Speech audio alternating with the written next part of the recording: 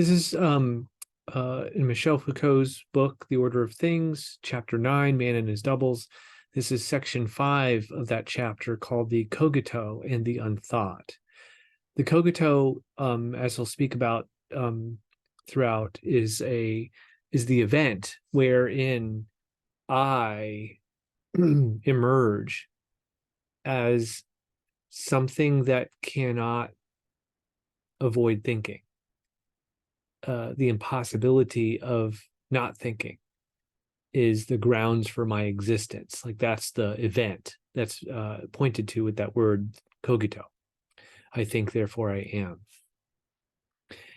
If man is indeed in the world the locus of an empirico-transcendental doublet, if he is that paradoxical figure in which the empirical contents of knowledge necessarily release of themselves the conditions that have made them possible, then man cannot posit himself in the immediate and sovereign transparency of a cogito. Nor, on the other hand, can he inhabit the objective inertia of something that by rights does not and never can lead to self-consciousness.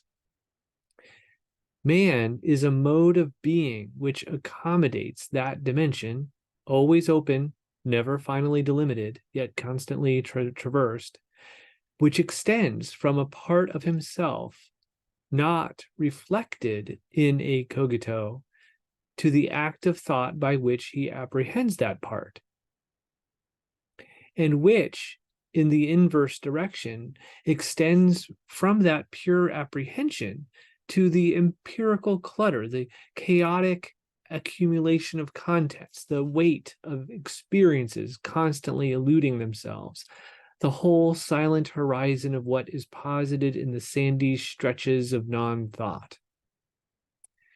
Because he is an empirico-transcendental doublet, man is also the locus of misunderstanding that constantly exposes his thought to the risk of being swamped by his own being, and also enables him to recover his integrity on the basis of what eludes him.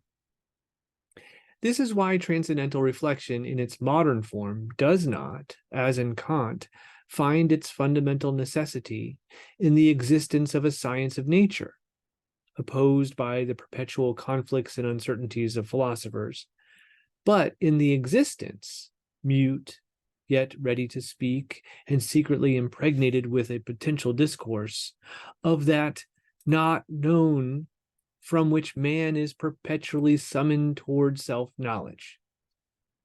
The question is no longer, how can experience of nature give rise to necessary judgments, but rather, how can man think what he does not think, inhabit as though by a mute occupation something that eludes him, animate with a kind of frozen movement that figure of himself that takes the form of a stubborn exteriority?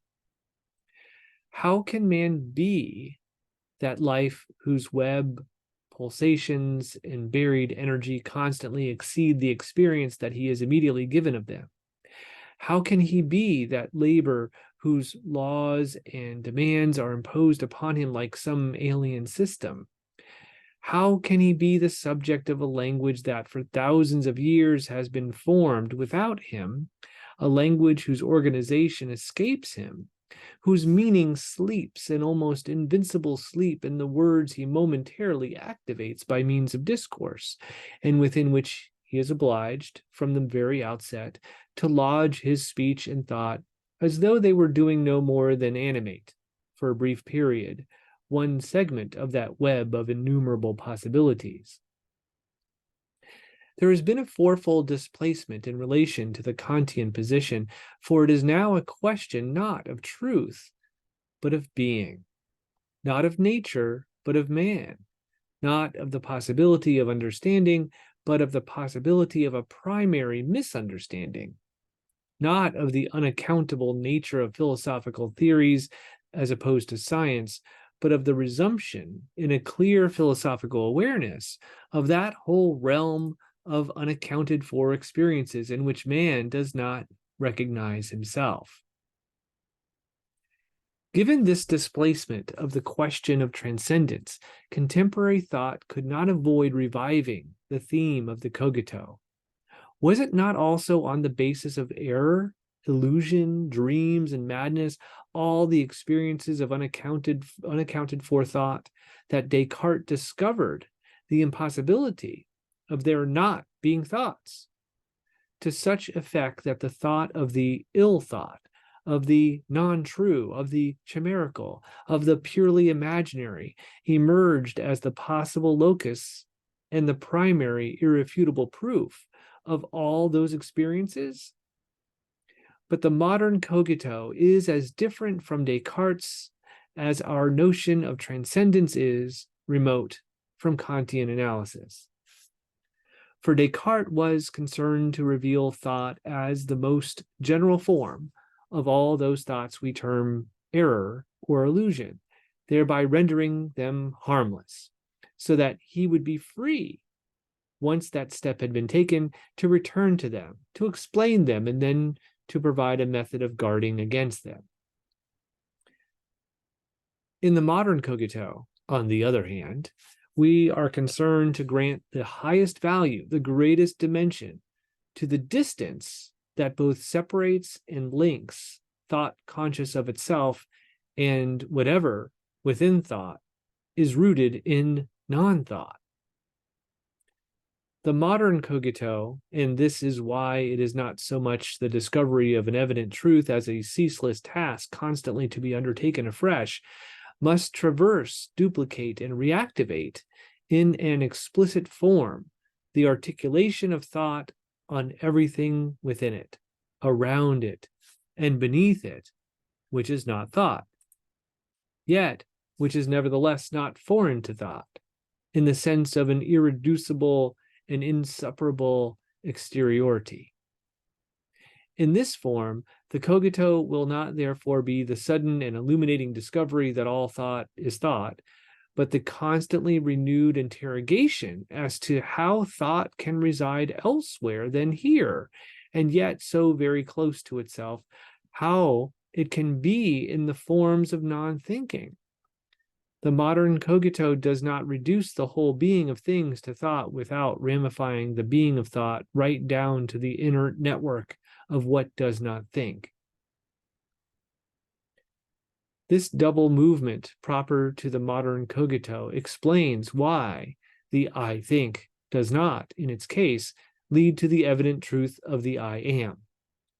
Indeed, as soon as the I think has shown itself to be embedded in a density throughout, which it is quasi-present, in which it animates, though in an equivocal, semi-dormant, semi-wakeful fashion, it is no longer possible to make it lead on to the affirmation, I am.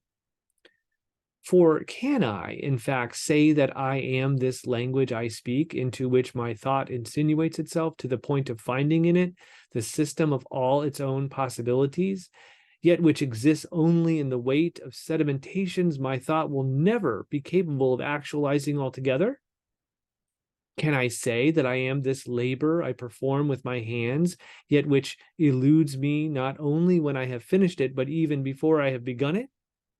Can I say that I am this life I sense deep within me, but which envelops me both in the irresistible time that grows side by side with it and poses me for a moment on its crest, and in the imminent time that prescribes my death?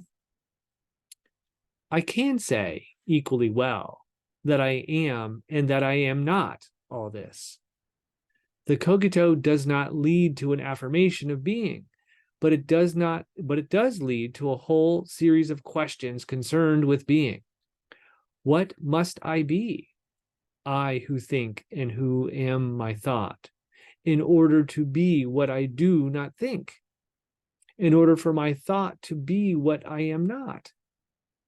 What is this being then that shimmers and, as it were, glitters in the opening of the cogito, yet is not sovereignly given in it or by it? What then is the connection, the difficult link between being and thought? What is man's being, and how can it be that that being, which could so easily be characterized by the fact that it has thoughts and is possibly alone in having them, has an ineradicable and fundamental relation to the unthought. A form of reflection is established far removed from both Cartesianism and Kantian analysis, a form that involves, for the first time, man's being in that dimension where thought addresses the unthought and articulates itself upon it. This has two consequences. The first is negative and of a purely historical order. It may seem that phenomenology has effected a union between the Cartesian theme of the cogito and the transcendental motif that Kant had derived from Hume's critique. According to this view, Husserl has revived the deepest vocation of the Western ratio, bending it back upon itself in a reflection which is a radicalization of pure philosophy and a basis for the possibility of its own history. In fact, Husserl was able to effect this union only insofar as transcendental analysis had changed its point of application. The latter has shifted from the possibility of a science of nature to the possibility for man to conceive of himself. And insofar as the cogito had modified its function, which is no longer to lead to an apodictic existence, starting from a thought that affirms itself wherever it thinks, but to show how thought can include itself and thus lead to a many-sided and proliferating interrogation concerning being. Phenomenology is therefore much less the resumption of an old rational goal of the West than the sensitive and precisely formulated acknowledgement of the great hiatus that occurred in the modern episteme that at the turn of the 18th and 19th centuries. If phenomenology has any allegiance, it is to the discovery of life, work, and language, and also to the new figure which, under the old name of man, first appeared less than 2 centuries ago. It is to interrogation concerning man's mode of being and his relation to the unthought. This is why phenomenology, even though it was first suggested by way of anti-psychologism, or rather precisely insofar as, in opposition to anti-psychologism, it revived the problem of the a priori and the transcendental motif, has never been able to exercise its insidious kinship, its simultaneously promising and threatening proximity to empirical analyses of man. It is also why, though it was inaugurated by a reduction to the cogito, it has always been led to questions, to the question of ontology.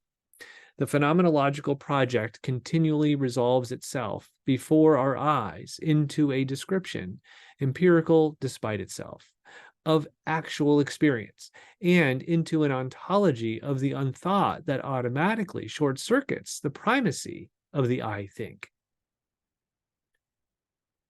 The second consequence is a positive one.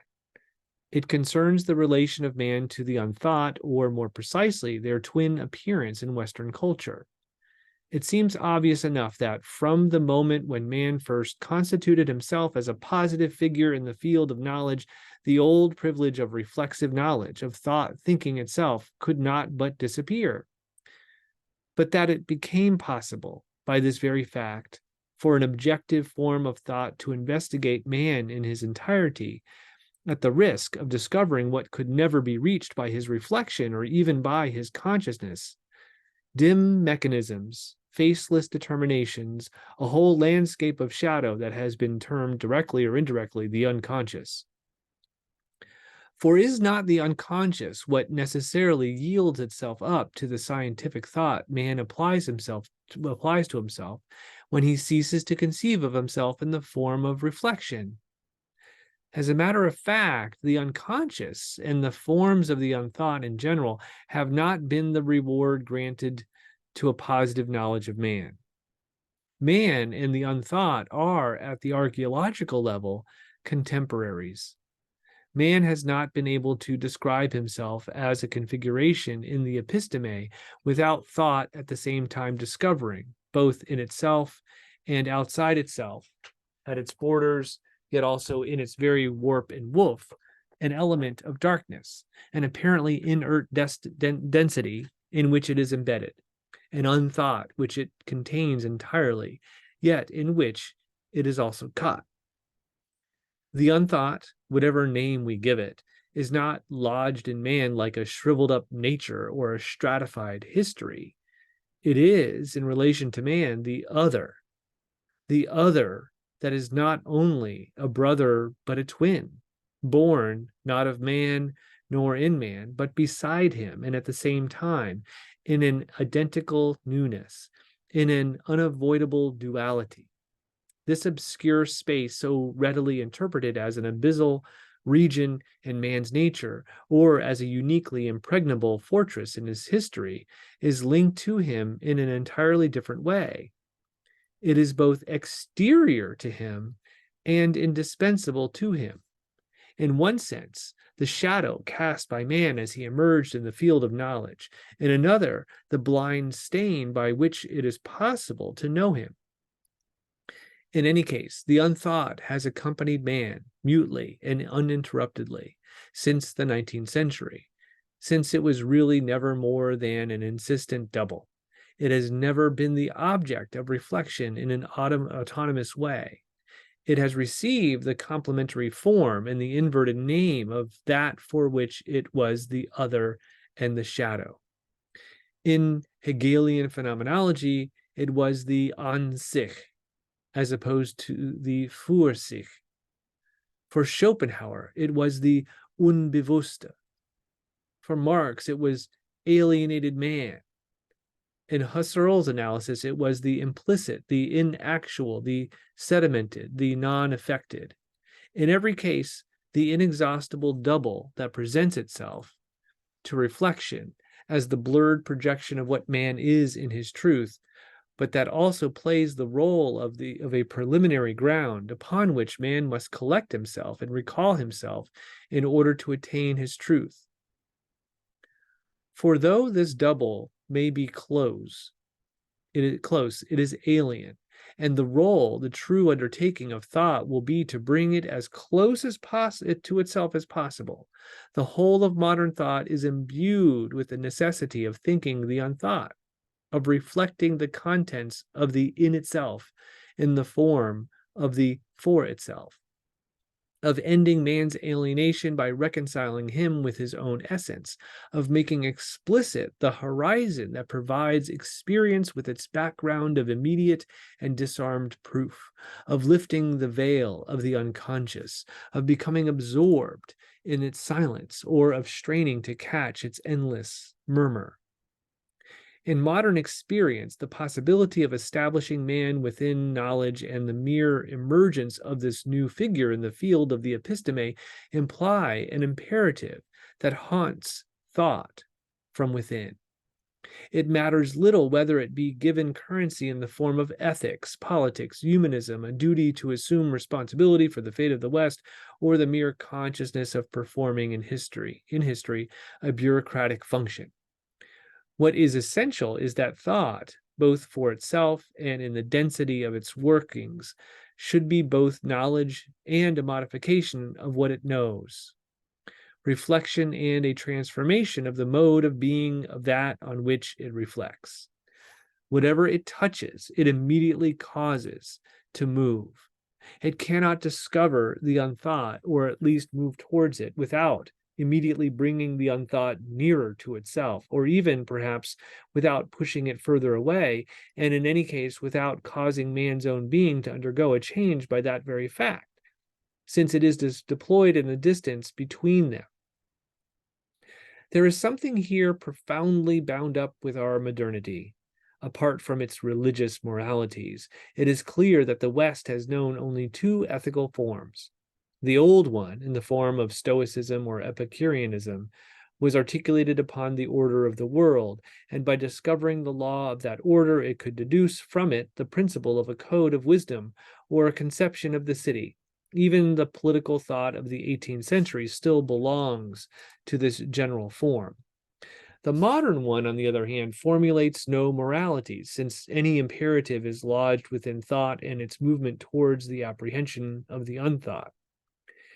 It is reflection, the act of consciousness, the elucidation of what is silent, language restored to what is mute, the illumination of the element of darkness that cuts man off from himself, the reanimation of the inert. It is all this and this alone that constituted the content and form of the ethical. Modern thought has never, in fact, been able to propose a morality, but the reason for this is not because it is pure speculation. On the contrary, modern thought from its inception and in its very density is a certain mode of action. Let those who urge thought to leave its retreat and to formulate its choices talk on. And let those who seek without any pledge and in the absence of virtue to establish a morality do as they wish. For modern thought, no morality is possible. Thought had already left itself in its own being as early as the 19th century. It is no longer theoretical. As soon as it functions, it offends or reconciles, attracts or repels, breaks, dissociates, unites or reunites. It cannot help but liberate and enslave. Even before prescribing, suggesting a future, saying what must be done, even before exhorting or merely sounding an alarm, thought at the level of its existence, in its very dawning, is in itself an action, a perilous act. Sade, Nietzsche, Artaud, and Bataille have understood this on behalf of all those who tried to ignore it. But it is also certain that Hegel, Marx, and Freud knew it. Can we say that it is not known by those who, in their profound stupidity, assert that there is no philosophy without political choice, that all thought is either progressive or reactionary? Their foolishness is to believe that all thought expresses the ideology of a class. Their involuntary profundity is that they point directly at the modern mode of being of thought. Superficially, one might say that knowledge of man, unlike the sciences of nature, is always linked, even in its vaguest form, to ethics or politics. More fundamentally, modern thought is advancing towards that region where man's other must become the same as himself.